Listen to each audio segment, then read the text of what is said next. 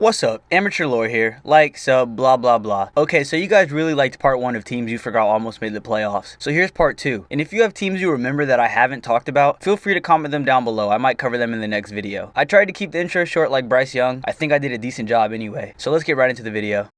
So, if you know the lore about me, Amateur Lore, then you should already know I'm a diehard Florida Gators fan. With that being said, I had to put all my personal feelings to the side when making this video and discussing the 2017 Miami Hurricanes, the first team up in this video that I'm pretty sure you almost forgot made the college football playoff. And here's something I'm pretty sure you almost forgot because I'd be lying if I said I didn't. But get this, still to this day, the 2017 Hurricanes football squad is the best team this program has fielded in the last 2 decades, as Miami only has one 10-win season in the last 20 years. Crazy, right? But as much as I'd like to dwell on Miami's lack of success, that's not what this video is for. So let's start it off how we always do, taking a look at the man running the show and some of the key players a part of this squad.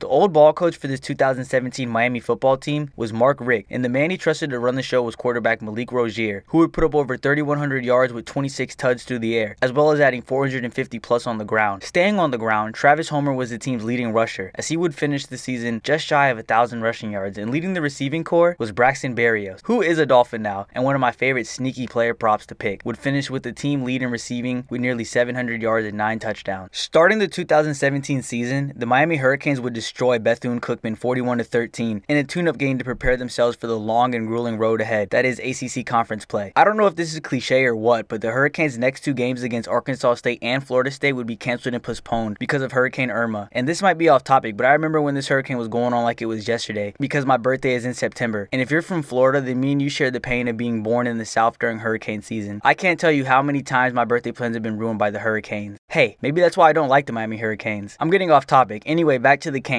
They were itching like an addict to get back on the gridiron and play some football, and it wasn't hard to tell as they would put up a 50 burger in a win over Toledo, followed by absolute clinic against the Duke Blue Devils, beating them 31-6. The Canes were now 3-0 with tough conference games coming up. They would have to match up against their rival Florida State, Georgia Tech, Syracuse, and North Carolina.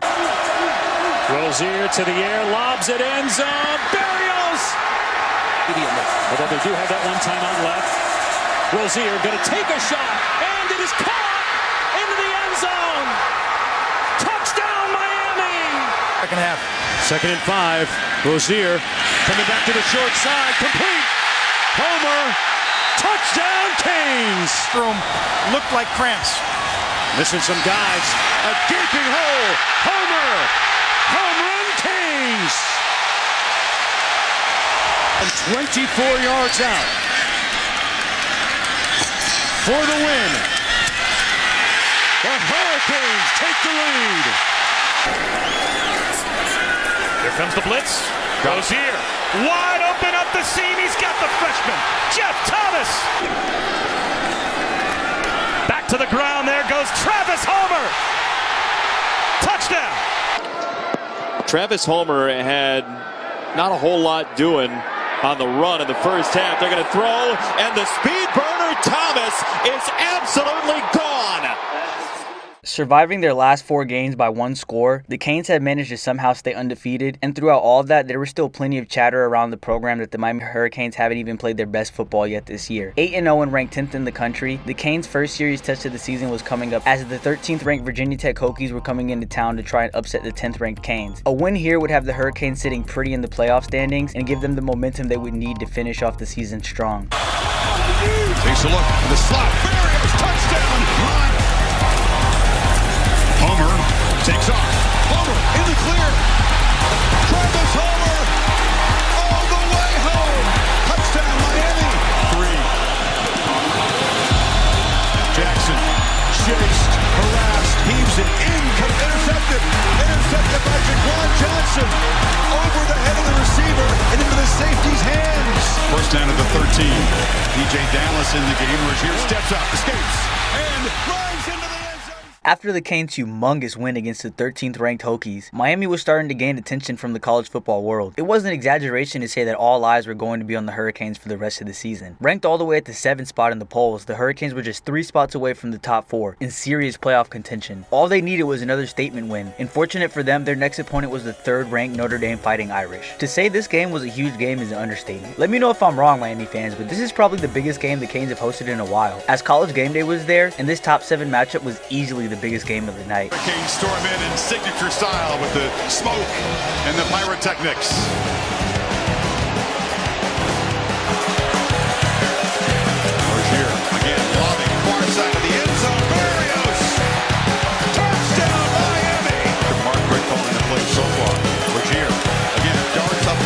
Slipped out of a tackle. Stutter steps. Scores! Back in the game. Cook delivers a dart. Intercepted. Look out. Trajan Bandy, the true freshman. We got the chain again. Got it. Trying to get the edge. Comes back. Dives. Inside 5. They just feed DJ Dallas, who launches for another touchdown. With probably the biggest win for the program in the last decade, the Canes stocks were rising fast, as after that dominating win over the Fighting Irish, the Canes would keep the winning streak rolling with a close call over Virginia. But if I'm being honest, that is to be expected after literally winning one of the biggest games of the year. But what would happen next would shock many casual fans, as they would take a trip to Pittsburgh and lay an egg. But fortunately, it wasn't the end of the world, because they would still have a chance to make the college football playoffs if they could beat the #1 ranked team in the country, Clemson, in the ACC championship game. Travis Etienne, the speedy true freshman, back deep for the Tigers. Here we go. And the blazing fast true freshman back. He's got it, barrels ahead. Touchdown, Tigers. Bryant straight back. Looking, now he'll take off. Shows the speed. Kelly Bryant, touchdown. Matt on 3rd and goal. Choice. Stars standing up. Hard on 3rd down. Long yard. And Feaster breaks free and scores! Shockingly, or maybe not if you read the title of the video, Miami would get mauled to death by the Clemson Tigers, as they would lose the ACC championship 38-3, putting an end to Miami's playoff hopes, capping off a historical regular season for the Miami Hurricanes, where they would finish 10-2, the Canes' best record since they were a member of the Big East Conference back in 2003. Alright, let's move on from the 2017 Canes and leave South Beach and head towards Lee County to take a look at our next team for the video, which, trust me, I didn't do this on purpose, but we're staying in 2017. Take a look at the Auburn Tigers, a team I bet you forgot almost made the playoffs. So this is kind of odd, because in my last video in this series, I think every team I talked about had no motion coming into the season. But for this video, so far, both teams kind of had expectations, especially this 2017 Auburn Tigers squad, as they were ranked 12th coming into the season, which is why I kind of find the way this team navigated the season so intriguing. But yeah, let's get into the 2017 Auburn squad. Leading this team with his offensive genius was head coach Gus Malzahn, also, side note, the current coach of the UCF Knights. And the young man he would trust to run his complicated offensive schemes was quarterback Jarrett Stidham, who would throw for over 3,100 yards and is also the current quarterback for the Denver Broncos. On the ground, Kerryon Johnson would dominate the SEC competition, putting up nearly 1,400 yards on the ground and adding another 18 touchdowns on top of that. And it wasn't just him on the ground, as 3 other backs would finish with over 300 yards. And this is random, but even the Titans backup, or maybe starting quarterback, I'm not sure, Malik Willis, would get in on the ground game, adding 221 yards of his own. And finally, leading the receiving corps was Ryan Davis and Darius Slayton, who would together total about 1,500 receiving yards. To open up the season, the Tigers would destroy Georgia Southern 41-7, but that was just a tune-up game, as their next matchup would be a huge early season test with major playoff implications, as they were set to travel to Death Valley to take on the 3rd-ranked Clemson Tigers. Ball is on a tee at the 35. Let's get crazy here tonight in Clemson. Matchup that had a hole. Carlson.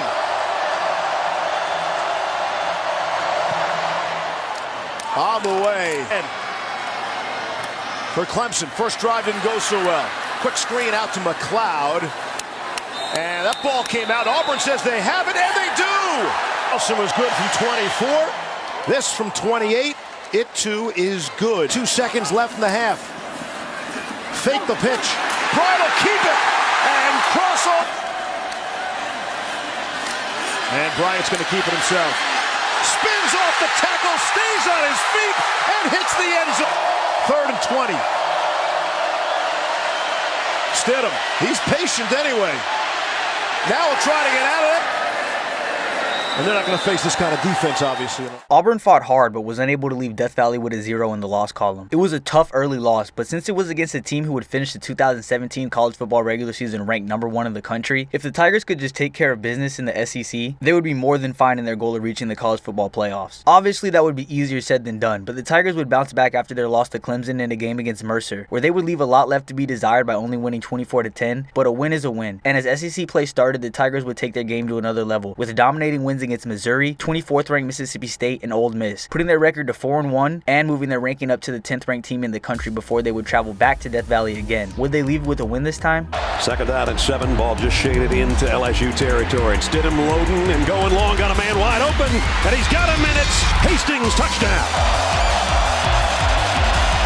The throw out in the flat wide out screen, and They're going to get not only a big play and a first down, but they might get a touchdown out of it. All the way inside the 5. He's going to get the direct snap. And he's going to take it straight ahead, and 13th score of the year. Trying to get to the edge, and they do with a touchdown. Sullivan. Right to the last second. Chark camps into this one at the 25. That might be a block in the back, maybe not. Chark going the other way. Got the corner. Blockers in front. Chark down the sideline. He's going to take it. Touchdown, LSU. Mentioned earlier this year was 45. For the LSU lead for Culp. Kick up and perfect. Stidham. Hit by Key.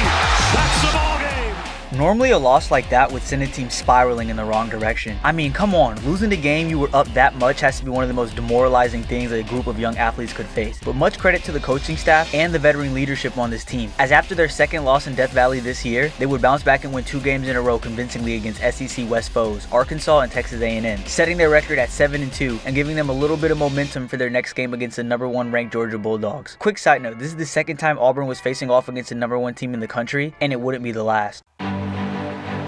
Well, what can you say about the Georgia-Auburn series that hasn't already been said? I've been ready for this game since about Wednesday, and it's finally underway. And the Home Depot SEC on CBS brings us to the 121st meeting of the Deep South's oldest rivalry. From Jordan-Hare Stadium in Auburn, the 10th-ranked Tigers against the number 1 team in the country, the Georgia Bulldogs. Down play here for Stidham. Wants to throw. Back in the pocket. Looking deep. Flings it deep down the field. Pass is caught! To right. And they give to Carrion. No. Stidham keeps it around the right end. He's in! Touchdown! Auburn!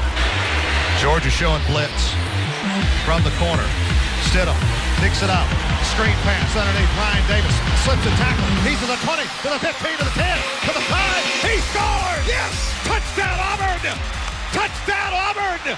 I don't know if it's because I'm a Florida Gator fan, probably is, but damn. Watching Georgia get bullied makes me so happy. And shout out to the Auburn running back Carrion Johnson, as he would run all over the Bulldogs, putting up 167 yards. I just had to point that out because my Gators can barely put up 40 rushing yards on Georgia. But just like how the manga JJK is paced, the Auburn football schedule was on the same vibes this year, as there were no breaks between major battles. If you understand what I'm talking about, we're locked in. If you don't, just know I'm a nerd and forget everything I just said. But point is, after this huge win, Auburn would get to have a week off. Well, not really, as they played Louisiana Monroe. But come on, we all know what the outcome of that game would be. Anyway, 9-2 ranked 6th in the country, the Auburn Tigers were set to host the number 1 ranked team in the country, the Alabama Crimson Tide, in the Iron Bowl and possibly in the biggest game of the year. Regardless, the goal was simple: win, and you're in the SEC championship and one step closer to the college football playoffs. For the 82nd time, it is the Iron Bowl from Auburn, Alabama.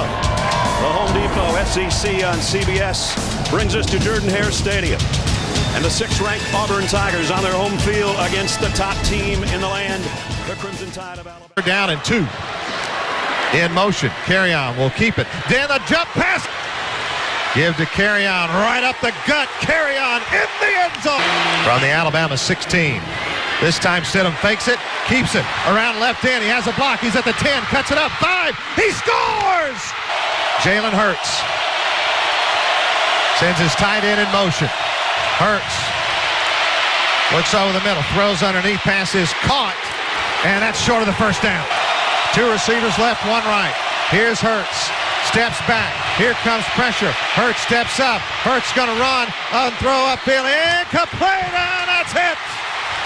They're pouring out of the student section onto the field. Coach, for the second time in 3 weeks, you've taken out the number 1 team in the country on your home field. How can you describe the level of excitement and pride right now? It's unbelievable. I'm so proud of our team. After beating the number 1 team in the country for the second time in 2 weeks, something that we have never seen before since the college football playoff started and became a thing had happened. We had a 2-loss team inside the top 4, and if Auburn could just pull out one more win against a team they had already beaten before in the Georgia Bulldogs, Auburn would be making history. I'm going to be honest, this SEC championship game between the Tigers and the Dogs was somewhat like when the Eagles faced off against the 49ers in the NFC championship game a couple years ago. What I'm trying to say is Auburn had lost a lot of key players before the SEC championship and during it, and really was climbing an uphill battle from the start. So as expected, the Dogs would beat down on the Tigers 28-7, putting an end to the Tigers' miracle season. Or did it?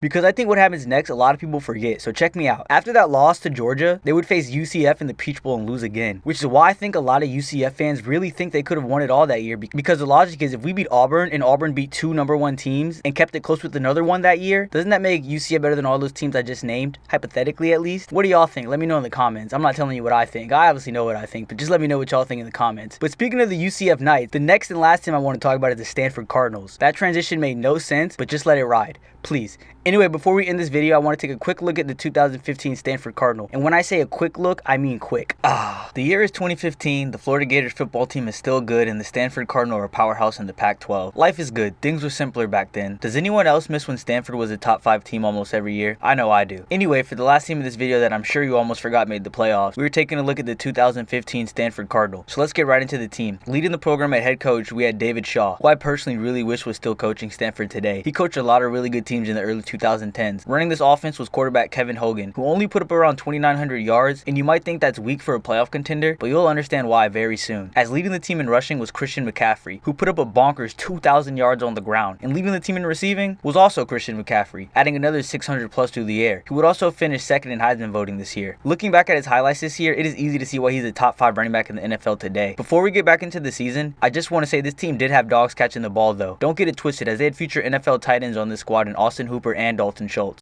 Starting the season ranked 21st in the country, Stanford would open up against Northwestern. Should be a pretty easy win, right? Well, no, they would lay an egg and lose 16-6. In college football, an early loss can be a death sentence, but Stanford would bounce back with a dominant win against UCF 31-7, giving them some confidence and well-needed momentum before they would travel to the City of Angels to face the 6th-ranked USC Trojans. 56 yards. Hogan over the middle, that one's caught. Austin Hooper, the 23-yard gain. The fake to Davis, the throw to the near side to Stephen Mitchell. That's good in 13. Kessler steps into the throw. Smith-Schuster, lots of running room. Juju launching for the end zone. 8 seconds to go in the half. A rollout taking a lot of time. Throws to the end zone. Touchdown. First and goal from just outside the 1. Stephen Mitchell still right at tailback. Ramon right again. Touchdown Stanford at a 2. After the big win on the road against the 6th-ranked Trojans, Stanford would keep the momentum rolling, as they would take care of business on the road against Oregon State 42-24, then keeping the winning streak going with a win at home against Arizona 55-17. Things were looking great for Big Red, as it seemed their early loss in the season against Northwestern really woke the team up and had them playing their best ball, and they would need it, as their next matchup was a top 20 matchup against the UCLA Bruins. This game was also a matchup between 2 future top 10 NFL draft picks in Run CMC and Josh Rosen. Rosen. And that ball is intercepted. Holder with the pick, spinning inside the 10. Could he get to the outside? Elijah Holder, pick 6. And they'll pass out of it with a one-on-one matchup. 2nd and 5. All too easy. Stanford put on a clinic, as the final score of the game would be 56-35. And I have to mention this, that boy Run CMC put up 242 yards the hard way. He was eating the whole game. And after that, the whole entire squad would be eating, as they would keep winning with dubs against Washington, Washington State, and Colorado, putting their record all the way at 8-1 and moving their ranking up to the 7th spot in the entire country. All they needed to do was win their last 4, but first things first, business had to be taken care of against the king of Pac-12 football over the last couple of years, the Oregon Ducks. Win the game and the Cards would be one step closer to the playoffs. To the game. Straight ahead to the game. Hogan sprints. Looked it. Finds a first down. Touchdown. 1st and 10 to the 25. And here's Nelson on the right side. Down the sideline. Watch out. I don't think they're going to catch it. No. They will. Nelson. 2nd and 10.